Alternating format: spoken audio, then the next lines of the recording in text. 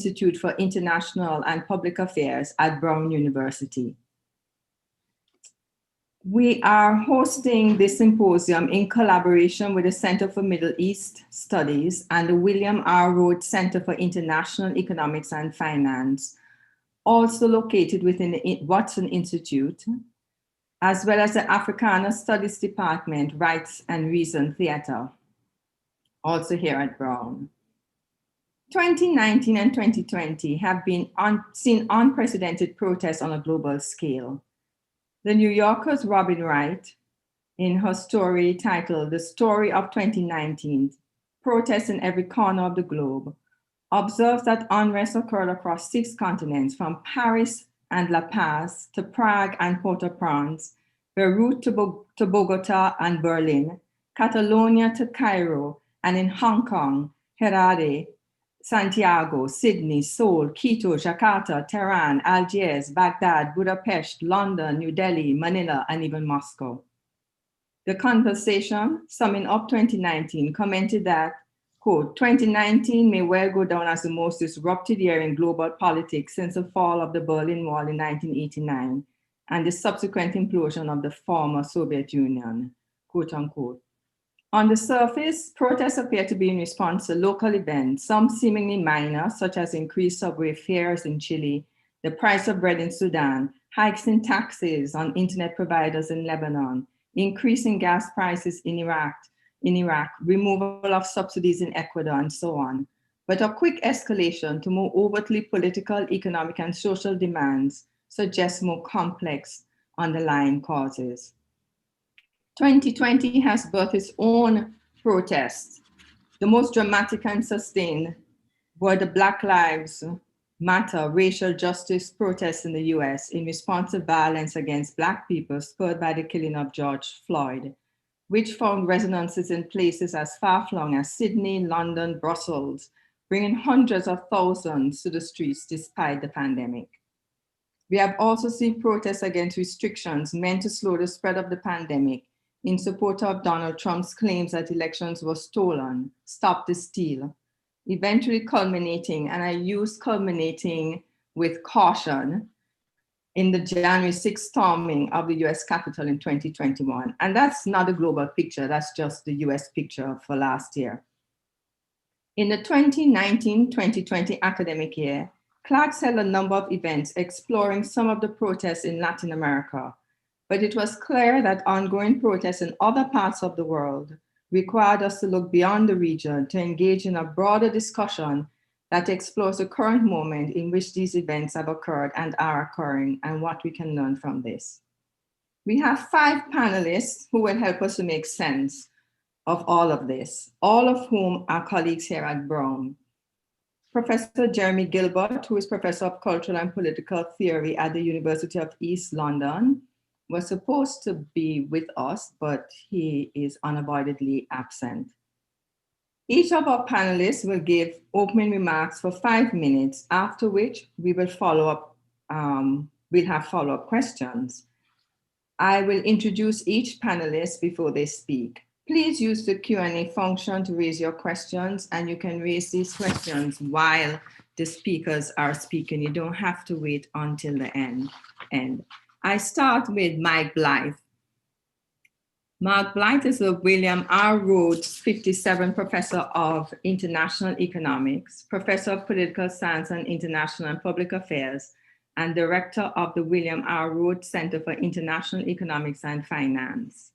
His areas of interest are international and comparative political economy, banks and finance, Europe, and monetary policy. And he's one of the co-hosts, the co-organizers of today's event. Mark. Thank you very much for that introduction and for the invitation to be with you today. The awesome responsibility of kicking off this conversation falls to me. So we're meant to chart a path forward, and I'm not sure that I'm going to do that because, like most political economists, I'm good at diagnosis, but where we go next is always a bit of a weak point. But nonetheless, if you want to get somewhere else, you have to understand why you're starting where you're starting. So I'm just going to show one slide and talk for about 3 or 4 minutes about it. And it's about the United States. I figure since we're based here, we might as well start here before we globalize the conversation. So let me get to this now. And full screen it. Here we go. Okay. So if you have a look, here's a couple of things I wonder about, I think about all the time to be more accurate. The top diagram that you see here is Labour's share of national income. And as you see, it peaked very early on in the 1950s, the height of the sort of the golden age of 65% of national income. Now, what does that mean? It basically means that most people in the labour market, the vast majority of them, do not get their money from capital, they get it from wages, right? So this is basically total compensation share of gross value added, as it's called. And you can see that basically it holds up reasonably well until the 70s. And then it begins a bit of a decline. And then there's a very sharp decline in the 2000s.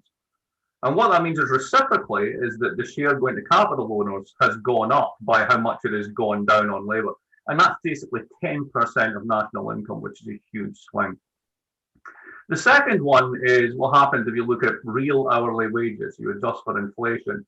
And you basically do this by hourly wages of blue-collar workers. That's up to the 50th percentile in the United States, more or less, divided by the consumer price index. And what you see is that real purchasing power for blue-collar workers peaks about 1973. Then there's a dip, and then it rises to 1980, and then there's a very long secular decline until the 2000s, when it begins to pick up again. So real wages have been growing, but the important point is that we are below where we were in the 1970s. Up to the 50th percentile, Americans have the same purchasing power of the 1970s, but they're faced with the costs of the 2000s, which are radically different. And I think that that is important. Now, here's a few other facts to add into the mix, just to get us started. 63 million of the 130 million people in the US labor market earn less than $20 an hour.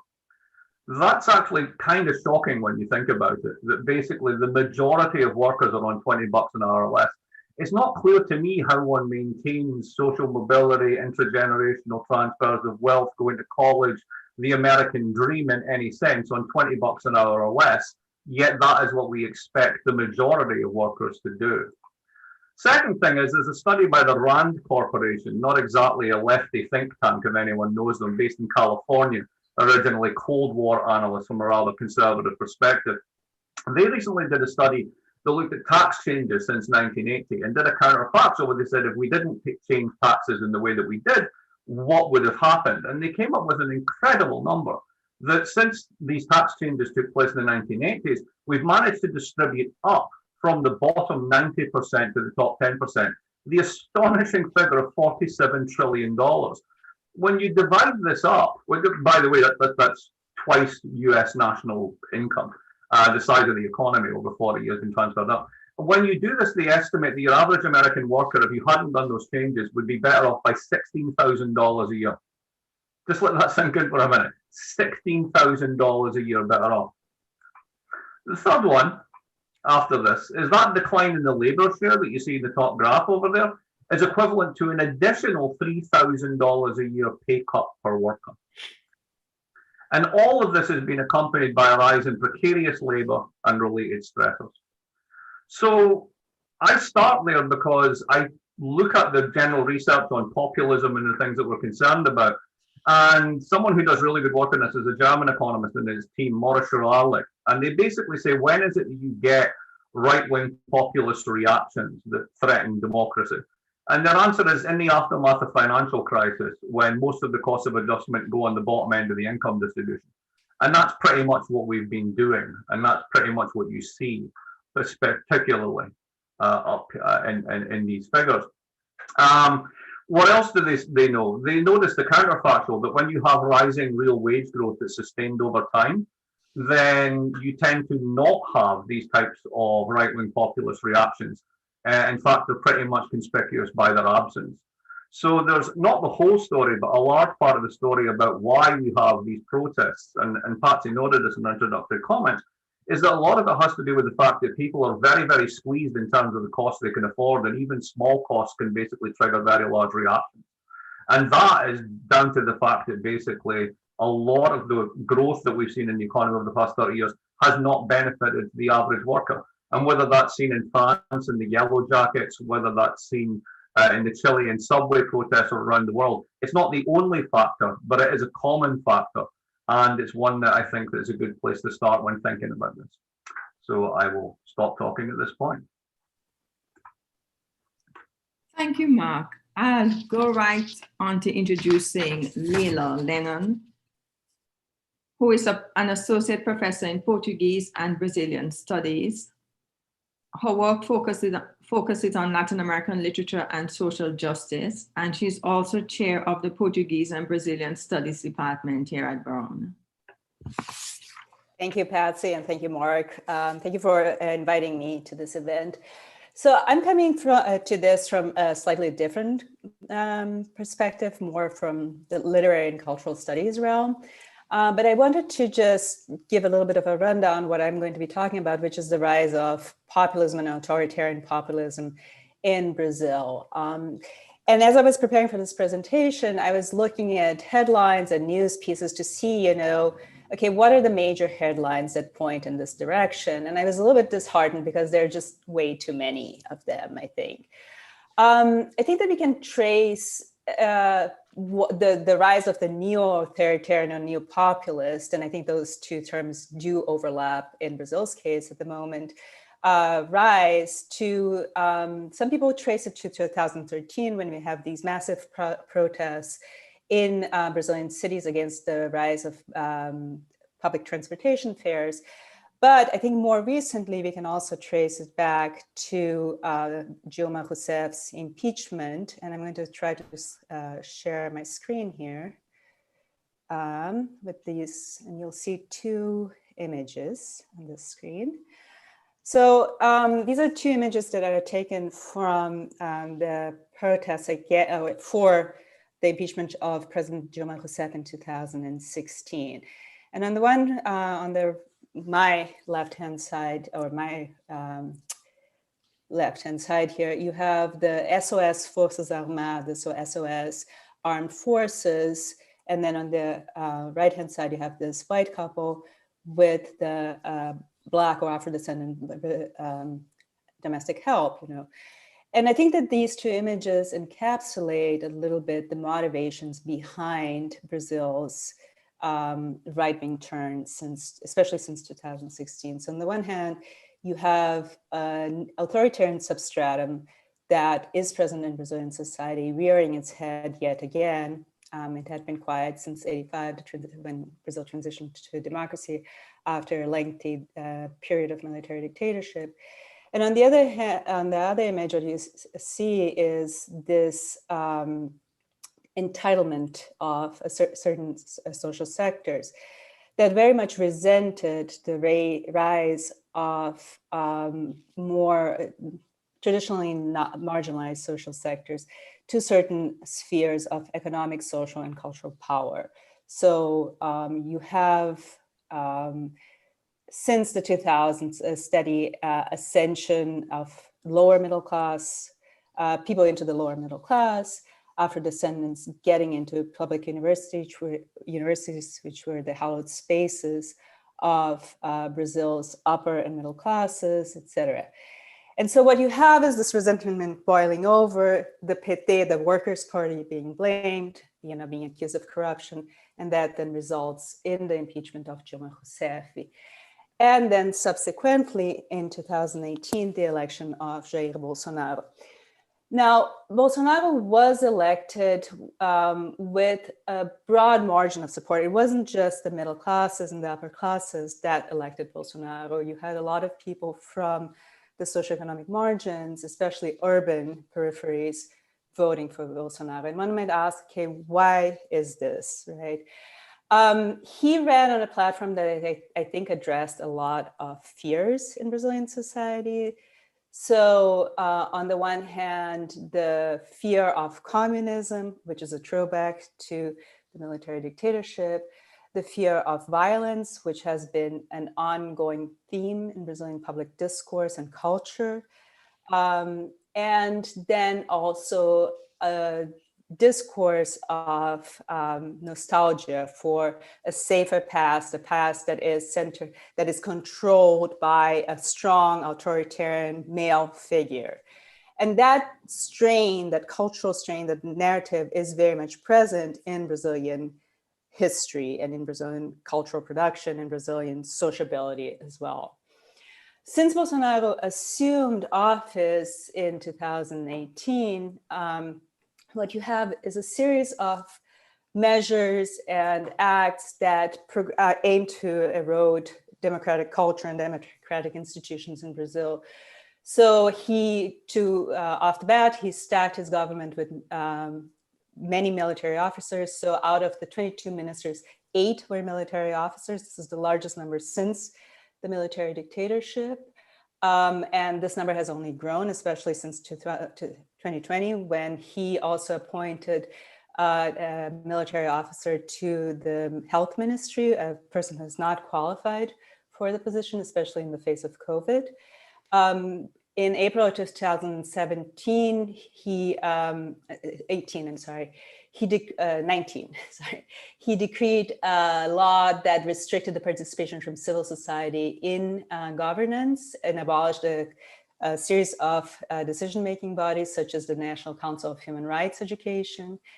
And then in May of 2020, we have this peak where you have his supporters protesting against Congress, the Supreme Court, and calling for military intervention. And he participated in these protests. He supported them at the same time that he was saying that he was defending democracy, right? Recently, Bolsonaro has once again stated that he supports military dictatorship, while at the same time saying that he stands for freedom in Brazil. And at the same time that he's conducting I would call it a neoliberal necropolitics, where he is not controlling COVID in order to protect the economy. So this is kind of the bad news. There are, I think, glimmers of hope, even though they're not huge, especially in the face of the challenges Brazil faces. So this is an image from the most recent protests in favor of military intervention. You can see the echoes between the two slides. So what you have protests against Bolsonaro. In 2019, before he was elected, you had a huge mobilization by women who ran under the tag Ele Não, not him, against him.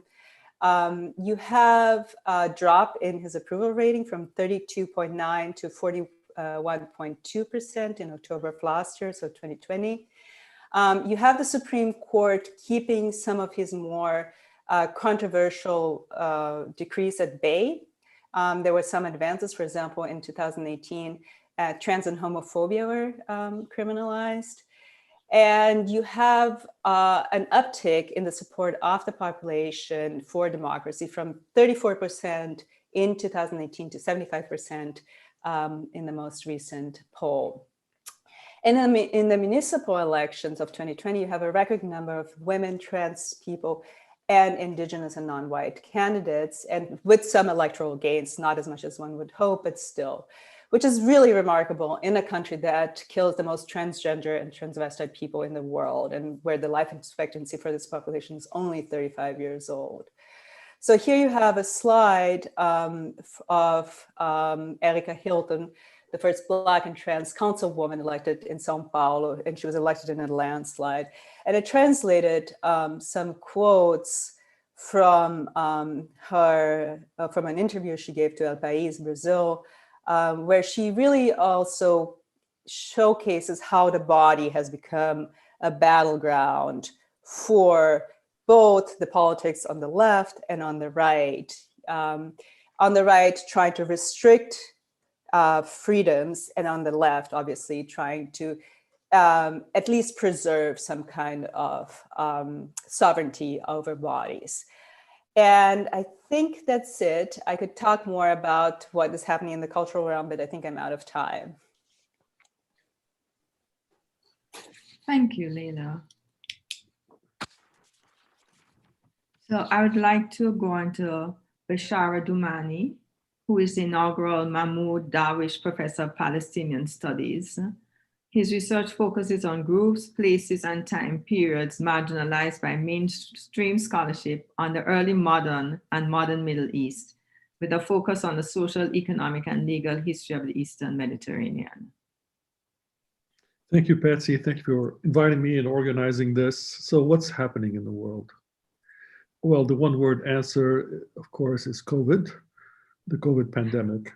And it's not only a passive X-ray machine that reveals structures of inequality and injustice hidden beneath this veil of rhetoric, whether of the universalist liberal variety or the authoritarian big lie variety. It's also a kind of a particle accelerator, I think of it. Every pandemic, every climate disaster, every war punishes the poor and rewards the rich, feeds cruelty and starves compassion. So I think we are far from a moment of reflection and course correction, with the exception, of course, of those of us living in a bubble of the academy. But I think what's happening in the world is far from that. We are not heading towards some utopia of a global commons. We are still actually probably in the early stages of living through the nightmarish honeymoon of neoliberal economics and evangelical or fundamentalist religious movements, of course, with authoritarian and xenophobic and very racist kinds of nationalisms. When I look around the world, who are the beacons of this nightmarish honeymoon? It'll be the United States, where there's a strong evangelical movement along with kind of neoliberal economic order. Israel, of course, with a huge religious nationalist and neoliberal kind of alliance, and India. Wish we had someone here from South Asia, and the list can go on. Now,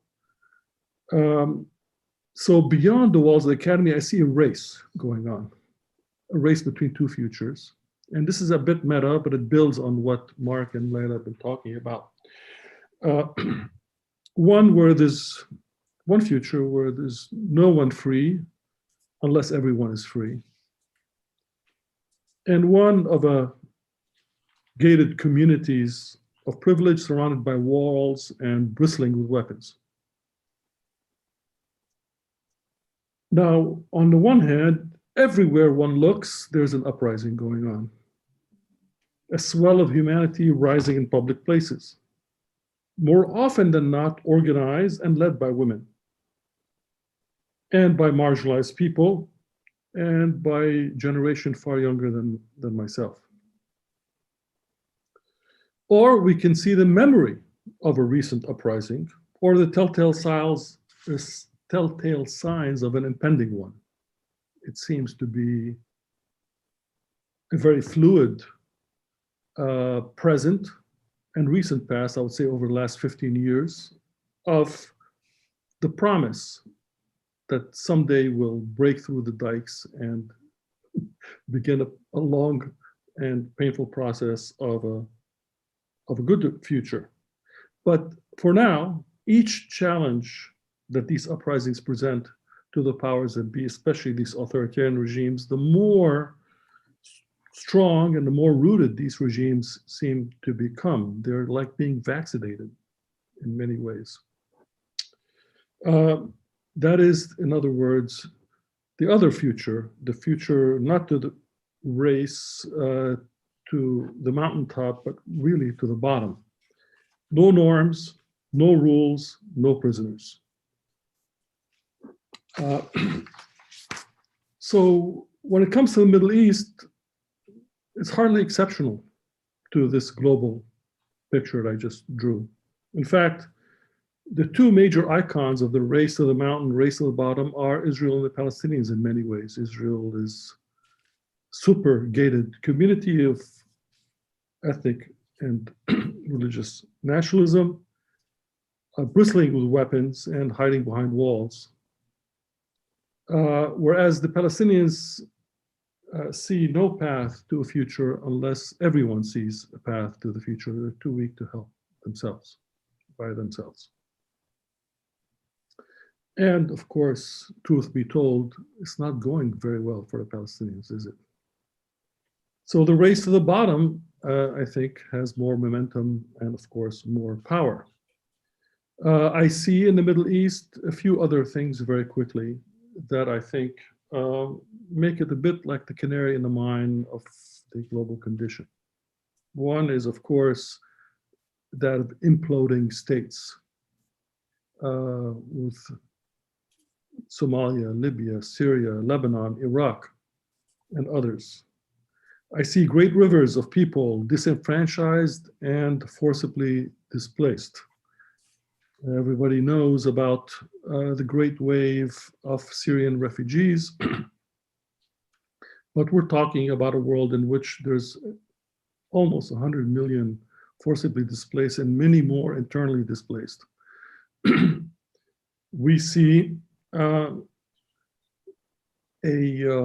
flow of humanity heading towards Europe in the mid-teens of the 2000s, but that really hides many tributaries flowing into that area, especially the Mediterranean, all the way from Central Asia and Afghanistan, for example, to Sub-Saharan Africa. I see incarcerated populations living in vast open-air prisons. We think about the Uyghurs. I think about the people of Gaza. I see the full power of climate change and of disposable populations. If we look at Gaza again, the water table is now getting to a point where it will be too polluted to drink from, where they really have no control over electricity or even food imports, where their lives are measured by the calorie. And I see in Yemen, the world's major human disaster, which hardly gets any press at all, both in terms of climate change, but also in terms of the unleashing of the power of those who would race to the bottom, taking no prisoners, in this particular case, literally dismembering the body of Jamal Khashoggi, who even dared to think critically about the regime. That is the future that is being held to others. At the same time, I should say, I see family, I see friends, I see comrades right here on the screen with me, and I love strangers. I am a xenophile in that sense. There's a line in a movie that says, "And although I don't know you, I have never met you, but I love you with all my heart." And I think that speaks of a certain generation of which I have the privilege of coming to a certain part of, and maybe near the end. I don't want to wax you nostalgic about the 50s and the 60s and the 70s world of international solidarity and faith in some sort of a universal global movement of justice and liberation. We're not there. And that's not coming back. But everywhere I look are wonderful people with brilliant projects and liberatory dreams. Everywhere I go and every place I see, I also see small groups of people lighting small fires all over the globe. I don't know how and if they can be interconnected to help the race to the top of the mountain succeed. But that is what I see coming in the distant horizons. And I really hope that our children will actually experience that world and not be swept without mercy into the race to the bottom.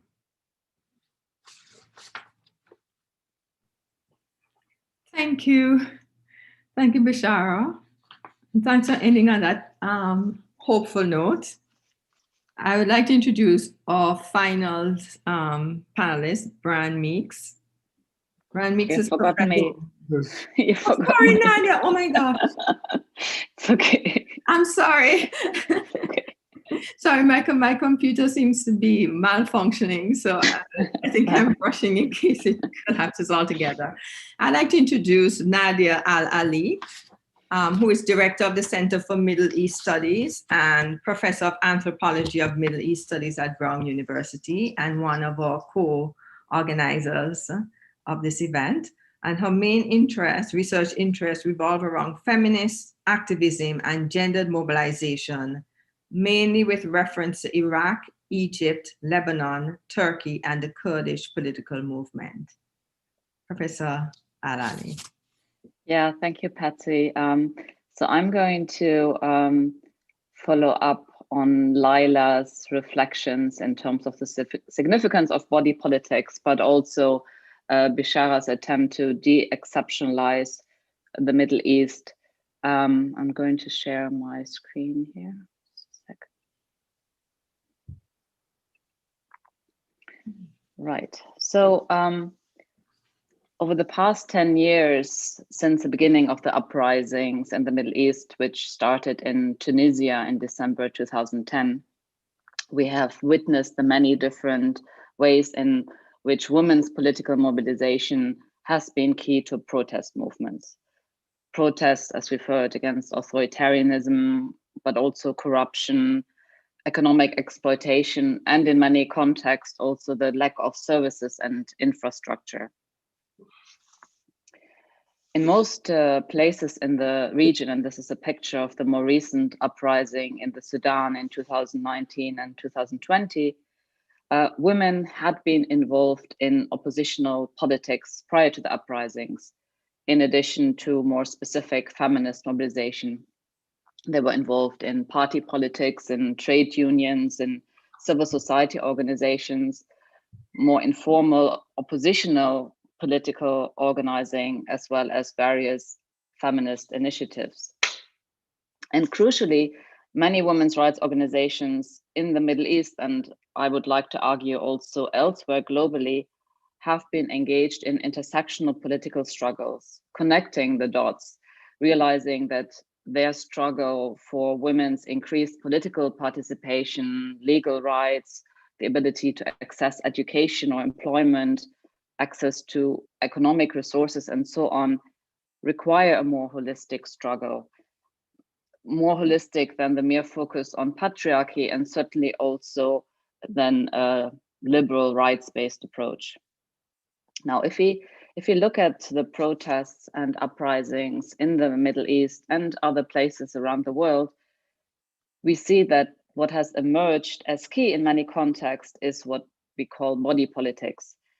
Here, for example, you see women protesting in Cairo in 2011 after the army brutally attacked a female protester, and that image circulated in the Egyptian media and globally, and it mobilized many women, tens of thousands of women, in fact, many of whom who had not been politically active, and it cut across generations, it cut across social classes, religious, secular, and different political orientations.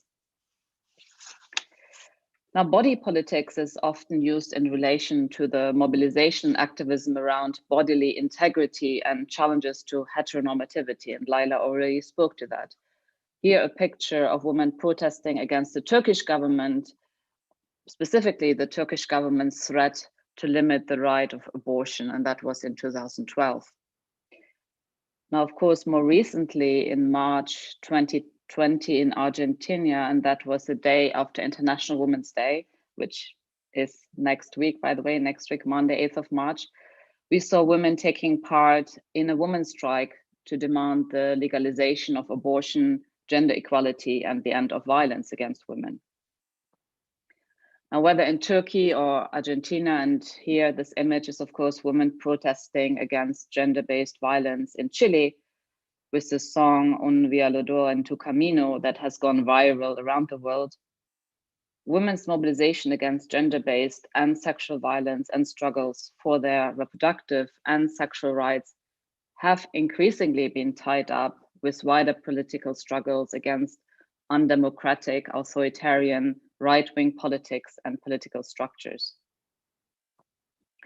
However, body politics also refers to the practices and policies through which powers of society and the state regulate the human body.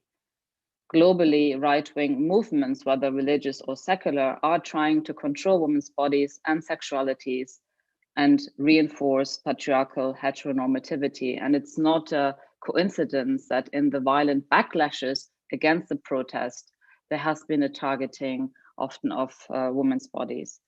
But I think it's very important to stress that it's not just, I mean, when you think about the centrality of body politics, it's not only articulated through the bodies of women, but also through the bodies of men, more specifically man's sexuality, and also people who do not conform to gender binaries. Heteronormativity, if you look historically and globally, has been central to militarism and authoritarianism. And as I said, it's been very much part of the backlash against the radical social and political transformation demanded by people all over. And the targeting and arrests of gay men and transgender people has been a sad feature of authoritarian governments trying to hold on to power, not only in the Middle East. Historically and cross-culturally, mass protests and uprisings have often opened up spaces for women and, to some more limited extent, LGBTQ people whose bodies are temporarily accepted into the wider body politic that by and large is male and heteronormative. Only, when you look at the history, only to be told over and over again when the crowds start to disperse or to transform that their bodies need to be protected, shielded away from inappropriate spaces and interactions. Their bodies need to be controlled and returned to their rightful places. Yet importantly, men across the Middle East and other parts in the world have started to make the connection between patriarchy and political authoritarianism, often mediated through right-wing religious or secular political ideologies. And here I would say there is a source of hope. More and more men in the Middle East, particularly, are protesting with women against harassment and other forms of gender-based violence and injustices. It is heartening to see the large number of men of different generations in solidarity, although it seems that young men seem to be particularly involved in anti-harassment campaigns. There appears to be an increased recognition that the vision for a more democratic, equal, just society needs to have gender-based equalities and justice at its center and not be a footnote or marginal to it, as has been the case historically.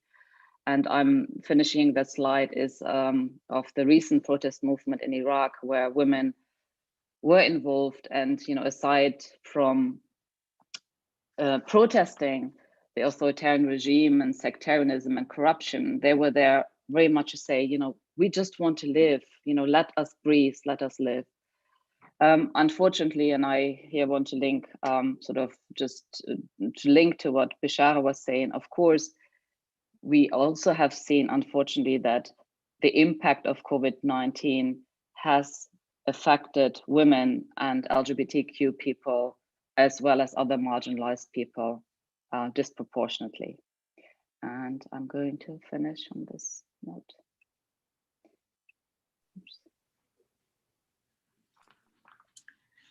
Thank you, Nadja. And now to our final presenter. Brian Meeks is professor and chair of Africana Studies at Brown University. His work focuses on radical movements, revolution, social and political change. Thanks, Patsy. And thanks, Mark and Nadja, for helping to organize this. And to all of you, my fellow panelists, Leila, Beshara, and Mark and Nadja, for really doing my work for me. I could really sit back and critique what you have said and not bother to present my own paper. And not much critique either, because I agree with mostly everything that has been said. I disagree with nothing that has been said, in fact. Nonetheless, let me just put a couple points on the table. When Patsy, myself, and Shazad Bashir first imagined this panel back in 2019, we were awed at the scale of and breadth and persistence of the demonstrations that have been taking place globally back in 2019. Chile, Sudan, Hong Kong, Lebanon, in the Caribbean, where I'm from, Haiti and Puerto Rico. But then 2020 came and we saw the effects and the scale of these demonstrations attain a different level with the George Floyd initiated global Black Lives Matter demonstrations. The question we ask is, what is this? What in effect the hell is going on here? And our attempt was at least to put on the table to try to understand what the phenomenon was that had seen this obvious and huge uptick in demonstrations and in protests on a global scale. To sort of contextualize it, I found that the Carnegie Trust Global Protest Tracker was a useful starting place to talk about the moment that we are in. Carnegie have done quite a bit of work in trying to track what has been happening since 2017. And they identify over 230 major anti-government protests worldwide since 2017. Of course, on the micro scale, we could talk about thousands, what major anti-government protests. These occurred in more than 110 countries.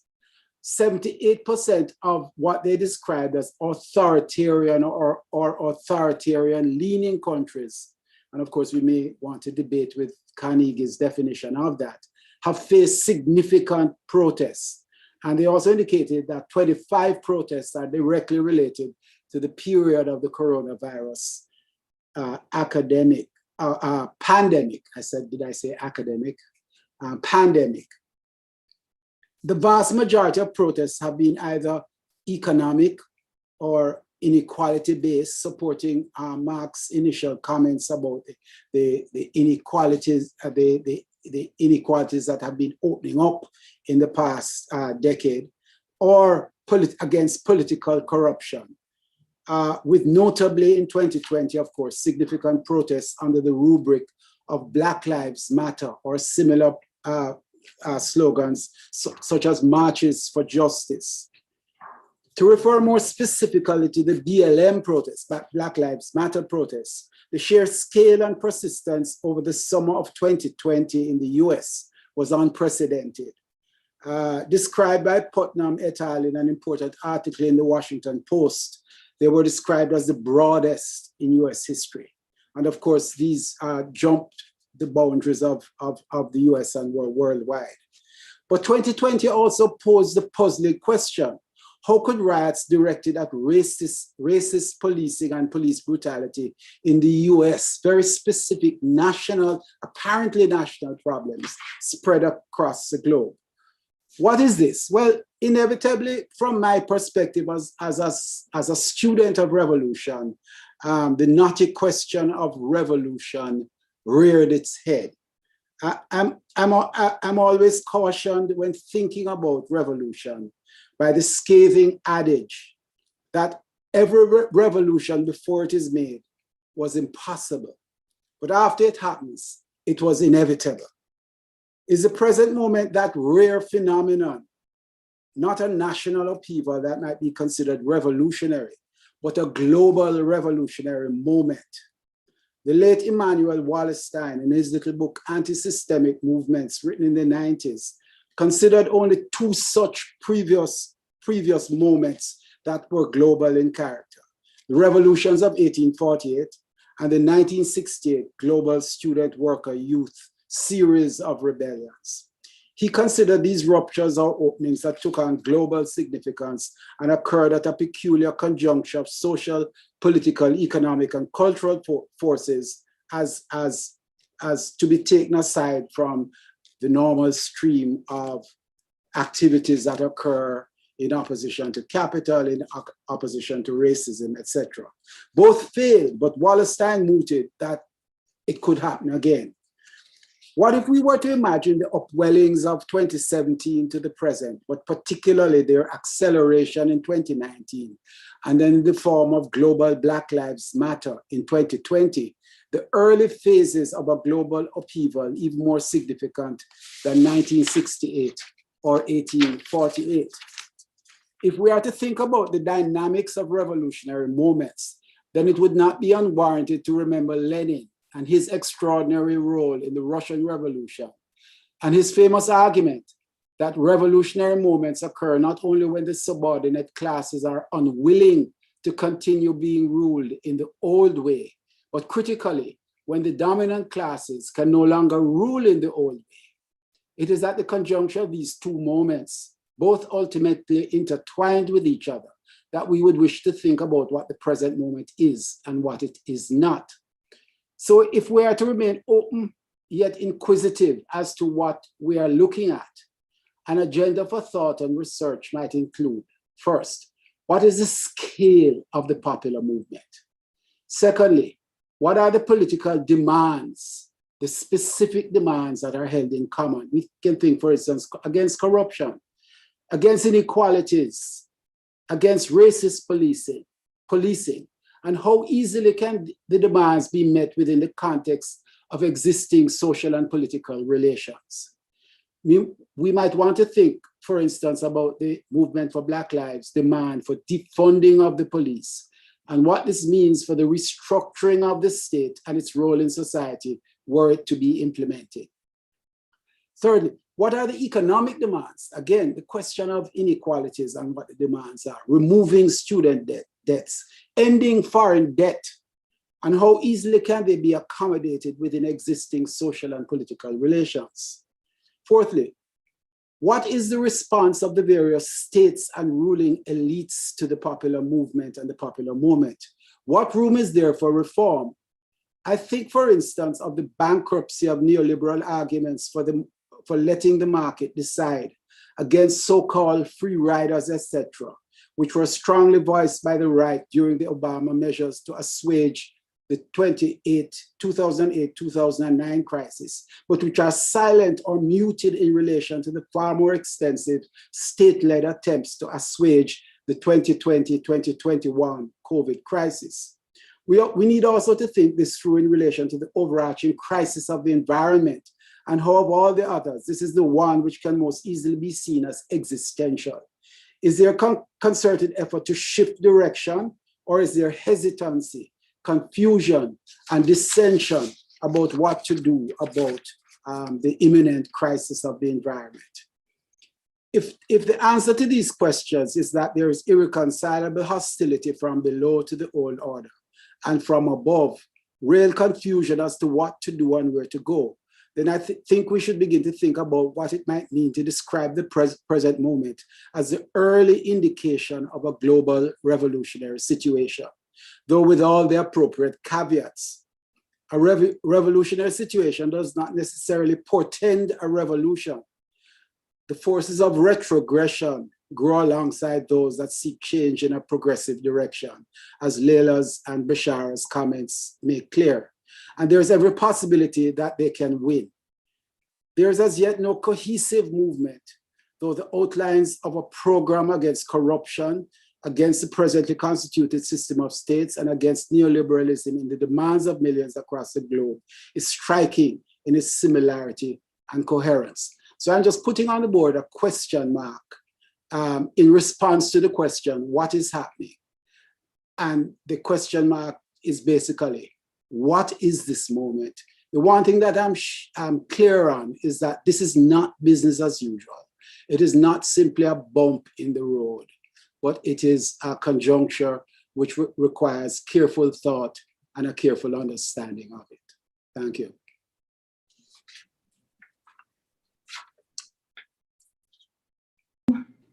Okay, thank you for 5 fascinating presentations. Can you hear me? Okay. I am glad Brian ended on the note on which he did, because when you were talking, I kept going back to Mark and Leila's presentations, where their focus was on the rise of authoritarian leadership, the rise of right-wing populism. And I was wondering, well, how does this fit with the revolutionary moment that you think we might be in? Because there seems to be revolution and counter-revolution revolutionary trends happening at the same time. Of course, I'm presuming to assume what is revolutionary and what is counter-revolutionary, but they're obviously very different trends, different demands that are being made. And to come back to the question of gender, women have been at the forefront of the Black Lives Matter movement. Nadje has made a convincing case about their role in popular protests in the Middle East. We know that women in certain countries in Latin America, especially Chile, are very mobilized for political change. But we also know that in the far-right movement, women are very much engaged as well. So how do we bring all of this together? How do we see these different trends operating? We haven't really discussed, you mentioned, but to what extent can we take account of race as something both intersecting with economic marginalization, but also bring its own quality to the discussion? How do we think about global politics and power when right in the US, which is supposed to be the global leader and trendsetter, authoritarian trends were very much in play in the last administration, and we see that in people's willingness to take over the government. So I'm trying to think, what sense do you make of all of what appear to be conflicting trends? And can we all say that the economy and inequality is at the heart of it? Is it that people are also dissatisfied with the political systems that exist as, being not robust enough to accommodate different demands? I'm just throwing that out to you. Mark has to leave at 1 o'clock, so maybe Mark can comment first. So I'll get thrown out first for this one. All of the above. Why choose, right? Let's do all of the above. A little plug for an event I'm doing tomorrow. I have Albena Asmanova coming to give a talk. She's a political theorist and has this wonderful book on sort of precariety and capitalism. And I think that she addresses this in a really interesting and unusual way. And she points out something about the current moment. That what begins with "we are the 99%," what begins with the Tea Party, what begins with movements which in and of themselves are potentially revolutionary, becomes ultimately a focus on inequality and can you tax the rich. This is not transformation. This is basically redistribution within one model. And the really interesting question is, why is this? So even when you look at the potentially revolutionary movements, if we think of the Indignados in Spain, which became the basis for Podemos, which is now an established political party, one of their chief mobilizing slogans was, "We are not against the system is against us," which, if you think about it, is a very unrevolutionary stance. So I think that what's going on is that, and this is why she focused on what really matters is even not perhaps the sort of the brute factor of inequality, is the fact that it has become incredibly fragilizing of the ability of people to live their lives, that their lives have become much more precarious, that the uncertainty that they face in their lives has increased. The risks that they are exposed to are not being compensated for by either firms or by governments in the way that they used to be. And the reaction to this, whilst potentially revolutionary, in her reading, and I think it's a very compelling reading, and if you come tomorrow to the event, you can ask her about this, is that really this is about solving that problem of precariousness and uncertainty. And if you do that, then people are not really up for changing the system so much as basically changing it in such a way that it no longer generates these uncertainties for the majority of people. That really seems to be where the ambition is. And if you then look at populism in all of its guises in that way, it is essentially a way of saying that the current political system does not address these demands, however they are articulated. That these institutions are seen as corrupt, they are elite serving, they do not address us as citizens, they treat us as some kind of exotic social problem to be managed. And in a sense, there's a demand for both recognition that comes out of this, and then also a demand for stability, a demand for basically the capacity to lead a more certain life. And I think that to bring all this together, and perhaps because I've just finished reading her book, but I think that is a very interesting way of thinking about the current moment. So I actually do have to leave at 1, so I'm going to have to sign off in a minute. So I do apologize, but thank you for the invitation to be part of the conversation. And thank you, Mark, for being here. and sharing your insights. Who would like to go next, Nadia? Yeah, just so as I was listening to everyone and also to your comments, Patsy, so one of the things, I mean, Beshara and myself, we have been involved in this attempt, as many of our colleagues, to de-exceptionalize the Middle East. And I mean, one of the things that seems to be quite obvious now is that the old ways of categorizing the world just doesn't hold anymore. I mean, what we see in terms of the quite radically different political ideologies and trends, we see them everywhere. You know, if I look to Germany, or I look to the US, or I look to Egypt or Lebanon or Iraq, we have these very polarized societies and politics that are playing out, of course, in historically and empirically specific ways, but the polarization is there and it cuts across.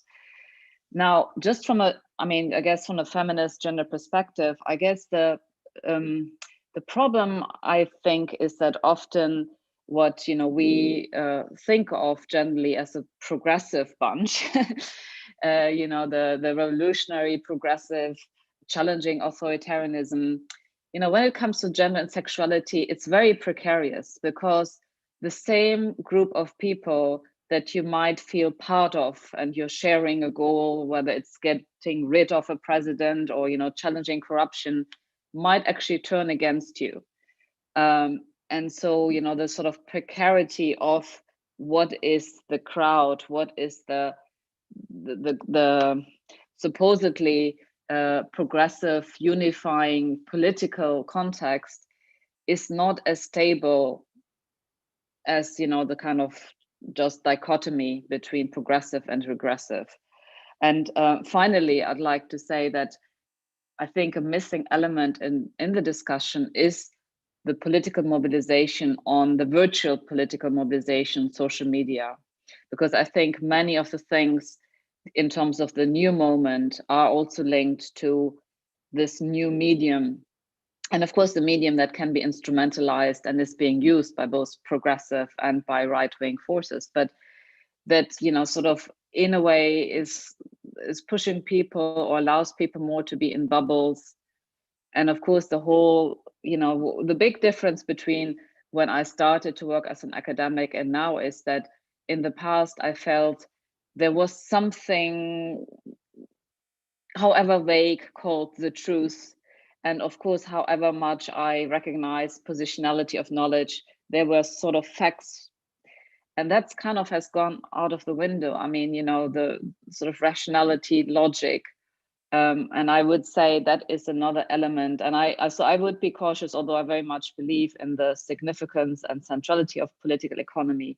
I think there are other things going on in terms of identity, ideology, sense of belonging, fear of the other. I mean, the whole, like in Europe, the whole backlash against refugees and asylum seekers, which has sort of also contributed to the growth of right-wing movements. And I'm going to stop here.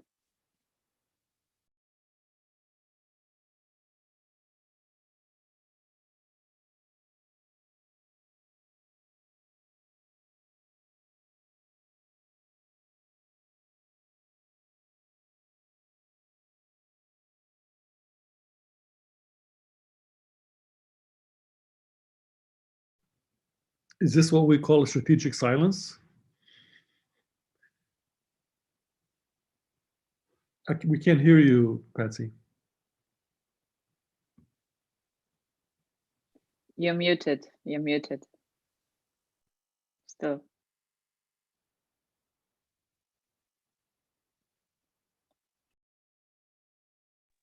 I think she might have computer problems. Why don't you just? Okay. Well, okay. I'll say something very quickly. Wow, it's nice. I like the fact that all these talks were layered on top of each other and just revealing a larger and larger picture. And Brian really, I think, wrapped it up beautifully. Let me just address what he talked about, sort of Lenin's insight. As we know that for Lenin, that is, it wasn't just a matter of theory of capitalism, but it was about how one can become the vanguard of a revolutionary moment. And to have this insight about people refusing to be ruled the same way, and rulers really being confused or running out of options on how to rule, presents an opportunity. And I really do believe that this is true in this particular juncture. So thank you for that insight.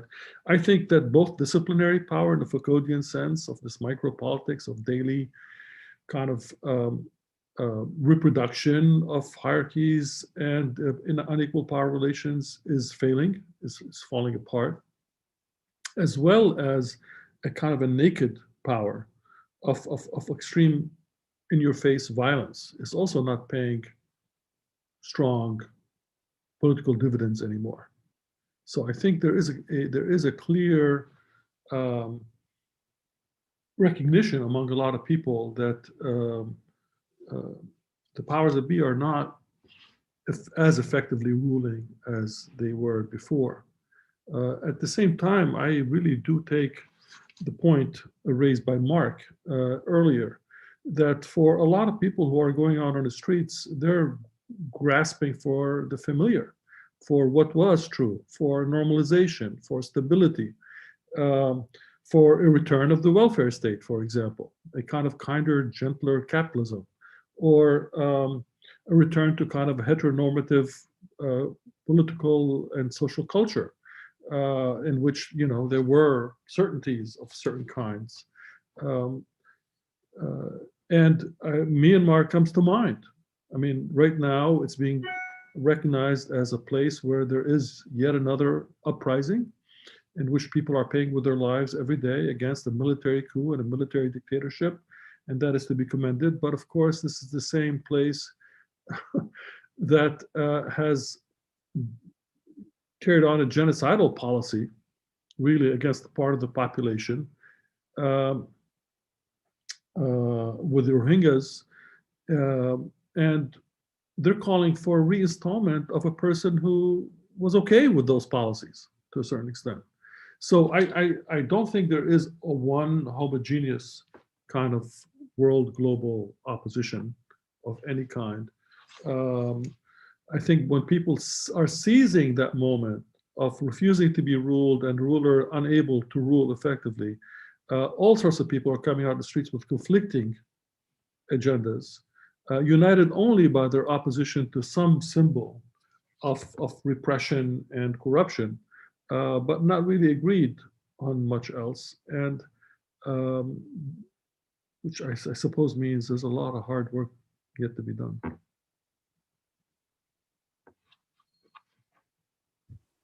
Yeah, I mean, I don't have a whole lot to add, but I think I want to question a little bit this idea of the nostalgia for a welfare state as a blanket, a desire of insurgents movements or protests.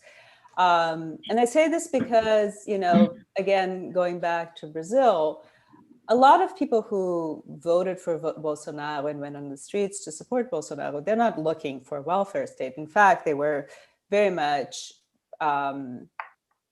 criticizing the welfare state, or this, I don't even know if you can call it a true welfare state that was put in place by the Workers' Party administration. They saw that as prone to corruption, and the people who benefited from this welfare state or the welfare measures as abusing the system. So I think I have to agree with Beshara that you have conflicting visions. And my question is, what does this mean for, possibility of true change in the future if you have so many different agendas? And as you said, Nadje, also this inability of dialogue, this polarization that we see across the globe. It's not just the United States, it's not just Brazil, it's all over the place, right? Which is something that I think has become more pronounced in the last decade or so. So I think all this to say that I'm not quite as optimistic for a revolutionary potential in the near future. because I just don't see where there's one, especially one progressive agenda coalescing, at least to my knowledge. Yeah, I'd like to come in there, and I don't want to present myself as the optimist here, although I am an eternal optimist. But I think I want to begin by thinking about what it is that unites people. And one of the things that I think unites people is a recognition after 30 years of neoliberalism, of a constant preaching that the market was right, that state should downsize, that that social welfare was a bad thing, and that people should survive on their own as individuals. Different versions preach, whether in the North or in the South, but united around this notion of the minimalist state and of the market essentially being the solution. I think that this is has been totally debunked. It was lost after the 2008-2009 crisis, and as a number of journalists and scholars have argued, neoliberalism is a dead man walking. It's a dead man walking only because there has been no coherent alternative program that has been presented. And with that, I agree with Leila and the pessimistic side of Beshara's comments, that there is indeed no cohesive global movement for change. But to say that there's not a cohesive and increasingly cohesive understanding of where we don't want to go back to, I think that is something that we're clear what we want, what people want to get away from. Having said that, I don't know why Germany between the wars keeps seeping into my historical side of my brain. And in crisis, there are two responses. There is a response of fear, of revanchism, of seeking to go back to the past.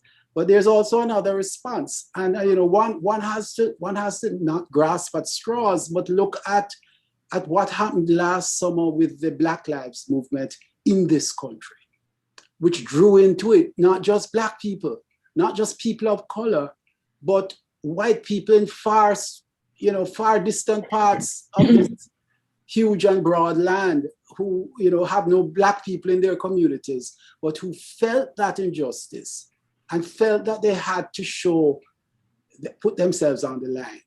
Something is happening, but it is like two forces. I think about a glacier, or two icebergs moving in opposite direction, and which one will yield. On the one hand, it is a force of fear, and it is a force of to return to that nostalgic past. On the other hand is the force for change, for a new world. And if we don't see the outlines of that, then we might as well give up. Okay. Can you guys hear me now? Hello? Yes. Okay. Thank you so much. I'm frozen out of my computer. I'm glad you can hear me. Can I ask Nadje to read some of the questions? When I last was able to access chat, there were 2 questions. Yes, I'm happy to do that. So the first question is by Kimisha Joseph. On a sociological perspective, how does symbolic interaction play a role on COVID-19?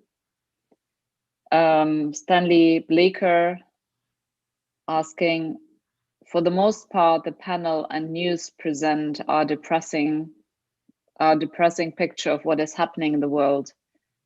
In what parts of the world can we look to where good things are happening for its inhabitants? I think we've partly answered that. I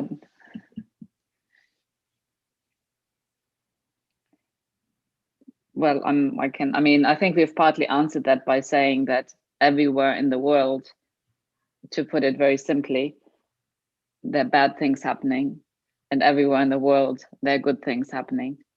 And I guess it depends very much if you are, I mean, that's my perspective, whether you are a glass half full or half empty person. And also, I guess it depends where you are in terms of your, political affiliations. But I guess so in terms of my specific interest, I mean, it is a good thing, I think, that women and LGBTQ people everywhere in the world are not just mobilized politically, but that they understand their struggle linked to gender-based justice and equality, and also the struggle in terms of challenging heteronormativity, that they don't see it in a sort of myopic way, but they see it as linked to wider political struggles and making the dots. So, for instance, the feminist and queer activists in Lebanon are at the forefront of being in solidarity with domestic migrant workers that are being exploited, or are at the forefront of trying to challenge the very dehumanizing policies towards refugees and displaced people, right? In many countries around the world, feminists and LGBTQ people are at the forefront of challenging authoritarianism and militarism. I think, it's a case in Brazil, it's a case in Egypt, it's in many countries. So that's a good thing. I also think it's a good thing, as I said, that more and more men start to realize, oops, this is maybe something I need to pay attention to. If I want to have a better future, if I want to have a more just, equal society, maybe gender-based justice and equality is part of that, and it's not just a afterthought. So that is good. But I think, I think we also have to resist this attempt to romanticize protest and to romanticize hope. I mean, I feel that sometimes, we need to of course we need to have hope, but I think it's sort of good to have a balance and talking about both the bad and the good things. Would anybody like to jump in? Can I are you still hearing me? Yeah. I think I like, Nadia, that you have pointed to within protests and movements, the positive elements that are happening there. So we may not be able to look at a place in the world, but you can find positive things in this moment. And I would like to point out the role of young people and the fact that they're more likely to support, to be against gender normativity and to support marginal people. They're more likely to be anti-racist. They're more likely, increasingly, they're becoming more politically involved. And I think that that's a positive thing, certainly if you look at the United States.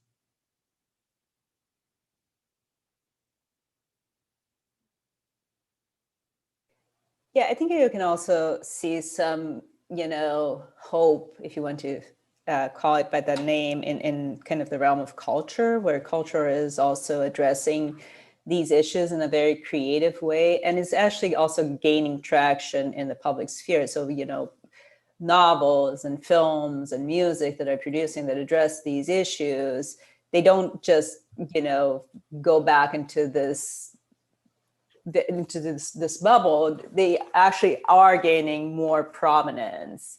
And I think that's, I am a big believer in the power of culture, so maybe I'm a little bit biased here, but I think that, through these expressions, you can also make people understand things in a different way. And sometimes I think that culture can almost sometimes be more effective in changing, some mentalities. And as I said, I see I see culture resisting. I mean, not obviously not all, you have all kinds of expressions, but by and large.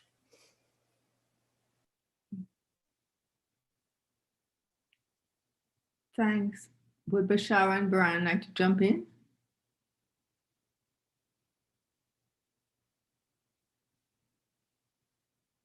I said, go ahead, Brian. You're muted. Are we responding to the question on symbolism now, or can we head in that direction? There was somebody who had Sure, you a question can. which Leila's point seemed to have almost incorporated by what you're saying in the very end there. And I think the question was, what is the role of symbolism in the present moment? And I think it's huge. It's huge. Both Nadje has made this point in terms of the symbolism of the body and its significance as almost representing itself and representing gender and representing a struggle for change. If you think about the question of I come back to Black Lives Matter again, and I'm still trying to come to terms to understand how it is that demonstrations for George Floyd are taking place in places like Korea and Indonesia, places where you not intuitively expect there to be a strong enough sentiment against anti-Black racism, for this thing to get people into the streets, sometimes facing their own danger. And so I think the power of the media, particularly the power of the American media and its ubiquity, serves on the one hand to generalize American struggles, but it also serves at the same time to lead people to use the American struggles as placeholders for their own struggles, which also incorporate questions of race, of police brutality, of exclusion. So there's both a solidarity for what is happening in the United States, but there's at the same time a shifting and use of that symbol as a means of addressing local problems in places where anti-Black racism may not be the most significant factor facing the population. So I think that's symbolic. There's a lot going on here at the level of symbols, and this is powerfully amplified by the internet and social media. When we talk about programmatic platforms for the future, we have to remember that in one morning, 1 million people can read the Black Lives Matter program, 10 million, and draw from it what is symbolically important to them. So we're in a new period in which we don't quite understand how the media works to amplify and to focus, and also to shape shift struggles into common themes, which may be more common than we think, but which start from different local origins. Thank you, Brian. Do we have any more questions, Nadia? No more questions. Beshara had wanted to come in, right? Yeah, just very quickly. So there is, I think, a strong movement towards creating new kinds of communities that cannot be defined by the older structure of what is a community. It's crossing national borders, it's crossing all sorts of other boundaries. And this is in part a recognition of what Brian is saying. BLM can talk to people everywhere because people everywhere recognize themselves in the BLM movement. Why? Well, partly it's this desire to be in solidarity with people who undergo the same experiences, but it's also really saying that we are undergoing the same experiences because the structure of power and the structure of repression is one that has a serious fatal flaw, which is they depend on learning from each other. Police forces, militaries, intelligence services, torture techniques, ways of controlling people are things that states share and among themselves, and they train themselves in the same kind of ways in whatever they can in order to be more effective. And in the end, they tend to reproduce a kind of a globally recognized forms of repression that people immediately can identify with. And I think that's always been true, but it's been far more true now than it ever has been. So there is the sense that you need to create political communities that don't get trapped into the structures that learn from each other and how to repress.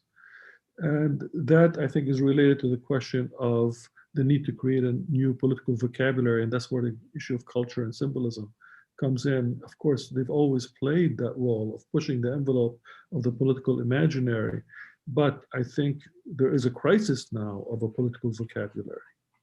The developmentalist kind of discourse that has dominated political science thinking since at least the 1950s is just run out of steam. And no matter what position you take within that discourse, it's run out of steam. And people are looking for a new political vocabulary.